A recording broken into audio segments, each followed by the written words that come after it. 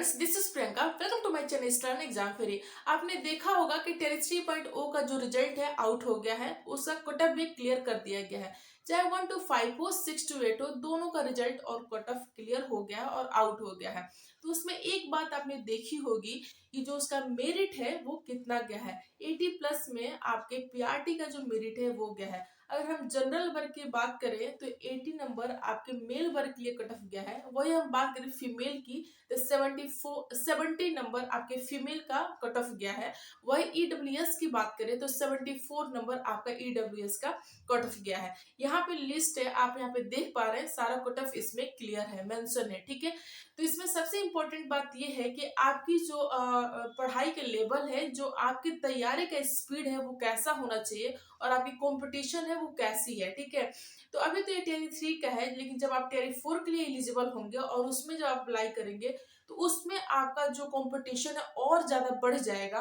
क्योंकि आप यहाँ पे देख पा रहे हैं कि मेल में और फीमेल में जो नंबर की गैपिंग है, सीधे 70 फीमेल है और 80 आपका मेल है। काफी ज्यादा गैपिंग है। वही अगर हम बात करते हैं 74 नंबर आपके ईडब्ल्यूएस के लिए है, जो कि सिर्फ इसमें बिहार स्टूडेंट ही इसका फायदा उठा सकते हैं और उनके लिए ही ये सिर्फ बिहार स्टूडेंट के लिए ही ईडब्ल्यूएस मान्य है, अदर बच्चों के लिए नहीं मान्य है। तो अगर आप अदर स्टेट के हैं तो आपकी जो अपनी प्रिपरेशन है वो जनरल कैटेगरी से ही फाइट करके करनी है। क्योंकि आप चाहे अदर स्टेट के हैं, चाहे आप किसी भी वर्ग के आते हो, आपकी जो काउंटिंग होगी जनरल में ही होगी। तो महिला का इसमें 70 है, लेकिन आपने टेरी 2 में देखा होगा बहुत डिफरेंस मेल और फीमेल में नहीं था। हालांकि इसमें तो काफी अच्छी गैपिंग है, 70 और 80 की गैपिंग है, 10 नंबर मायने रखता है। लेकिन वही हम टेरी 4 की बात करें तो उसमें आप ये मत सोच के चलिए कि इतनी ही गैपिंग होगी, उसमें कम भी हो सकता है और ज्यादा भी हो सकता है।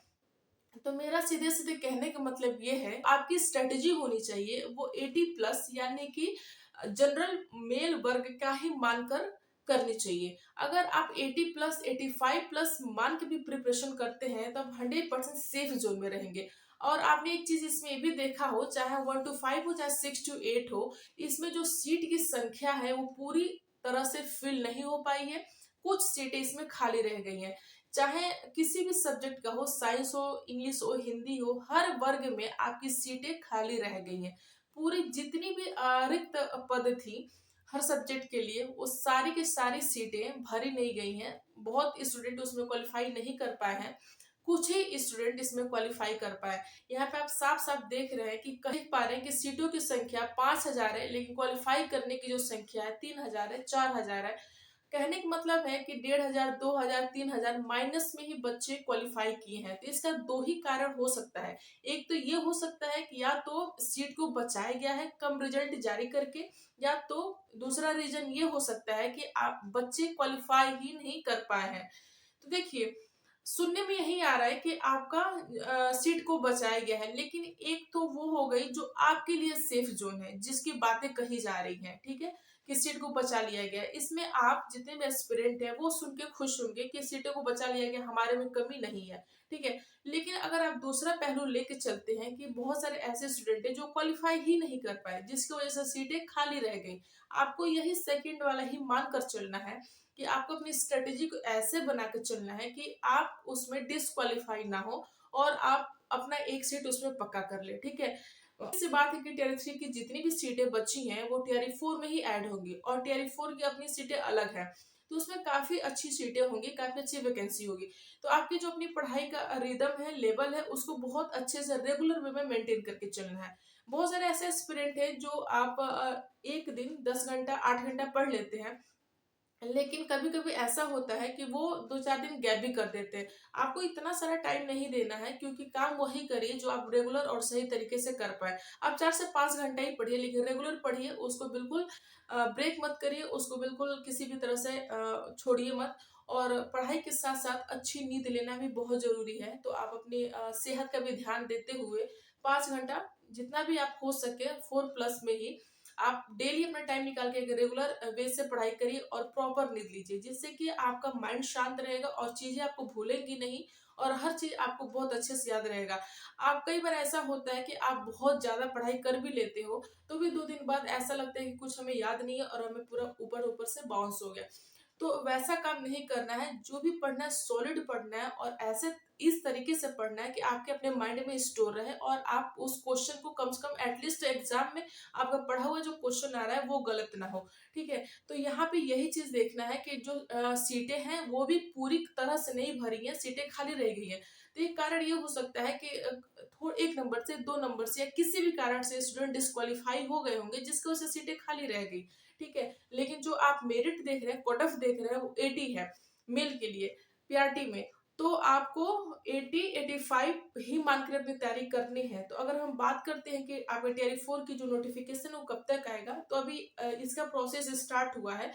तो लास्ट में या मिड में दिसंबर में आपका नोटिफिकेशन आ जाएगा और आपका जो एग्जाम है 2025 में ही होगा, इधर अब होने के कोई चांसेस नहीं है। तो ले दे के आपका मार्च के पहले आपका एग्जाम करा लिया जाएगा टीआरई 4 का। तो आपके पास 2 ढाई 3 महीना का टाइम है, जो कि ये बहुत अच्छा टाइम है और बहुत एनफ टाइम है बीपीएससी के लिए। तो ये मतलब 2 महीने 2.5 महीने बहुत ज्यादा है। हाँ, अगर आप बिल्कुल अपने आप को डिसिप्लिन में नहीं रखते हैं तो आपके लिए कितना भी टाइम हो वो कम ही पड़ेगा। लेकिन अगर आप रेगुलर और डिसिप्लिन के साथ पढ़ाई करते हैं तो इतना टाइम बहुत है अपना एक सीट पक्का करने के लिए।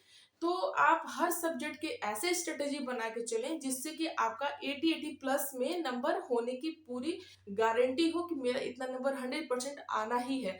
ज्यादा आ जाएगा लेकिन इससे कम नहीं आएगा। इस तरह से आप पढ़ाई करिए। और रही बात एसेट रिजल्ट की, कि बहुत सारे ऐसे एस्पिरेंट है कि एसेट रिजल्ट को लेकर बहुत परेशान है। तो देखिए, अब टीआरएसटी का जो रिजल्ट है आना स्टार्ट हो गया है। 1 to 5 6 to 8 का आ गया है और वही 9 10 11 12 का भी आ ही जाएगा। उसके बाद आपका एसेट का भी रिजल्ट आ जाएगा, फिर आप अप्लाई कर सकते हैं। इतना कंफर्म है कि टेरी 4 में स्टेट को मौका दिया जाएगा। तो उसके लिए पैनिक होने की जरूरत नहीं है। आपका जो काम है वो है कि बस आप पढ़ाई करते रहिए, पढ़ाई करते रहिए। जब रिजल्ट आएगा आएगा, आना तो है ही, टेरी 4 के पहले आ जाएगा। तो उसके बाद से आपको उस टाइम ज्यादा परेशान होकर हबड़ हबड़ में काम करने से अच्छा है कि अभी से बिल्कुल आराम से काम करिए और एक स्ट्रेटेजी के साथ करिए। ठीक है, ये सारी चीजें रही। कंपटीशन देख रहे हैं कि आगे कंपटीशन है वो बढ़ रही है, ऐसा नहीं है कि वो कहीं घट रही है। कंपटीशन आपकी अच्छी खासी है। तो आप टीआरई 4 में ऑब्वियस सी बात है कि स्टूडेंट की संख्या बहुत ज्यादा रहेगी, तो कंपटीशन उसमें बहुत ज्यादा रहेगा। तो आपकी जो अपनी प्रिपरेशन है उसी कंपटीशन के हिसाब से करनी है और उसमें आपको बिल्कुल किसी भी तरह से अपना एक्सिट पक्का करना, चाहे आपको उसके लिए कुछ भी करना पड़े। क्योंकि जब रिजल्ट आता है और उसमें नहीं होता तो बड़ा दुख होता है। तो जितने भी एस्पिरेंट होंगे जिनका नहीं हुआ होगा वो इस चीज को समझ पा रहे होंगे। तो आप ऐसा काम मत करिए कि उस टाइम आपको अफसोस हो और अपने बहुत सारे ऐसे चीजें की होंगी जिसके लिए आपको लग रहा हो कि काश मैंने वैसा नहीं किया होता, काश मैं ऐसा कर लिया होता। ये सारी चीज उस टाइम पे अफसोस करने के लिए आपके पास टाइम नहीं बचे। आप बिल्कुल खुशी खुशी इंजॉय करिए और आपका अपने एक सिलेक्शन लीजिए। ठीक है, तो ये चीजें तभी होंगी जब आप इधर मेहनत करेंगे। इधर बैठ के और 10 माथापच्ची करके और फालतू की बात सुन के वेस्ट करने की कोई मतलब नहीं है। आप बिल्कुल सीरियस हो जाइए। अब सीरियस होने का टाइम आ गया है और अपनी स्ट्रेटेजी को बिल्कुल सटीक ढंग से करिए और सेल्फ स्टडी करिए। जितना हो सके उतना सेल्फ स्टडी करिए। जितना सेल्फ स्टडी कर पाएंगे आप उतना ही अच्छा स्कोर कर पाएंगे।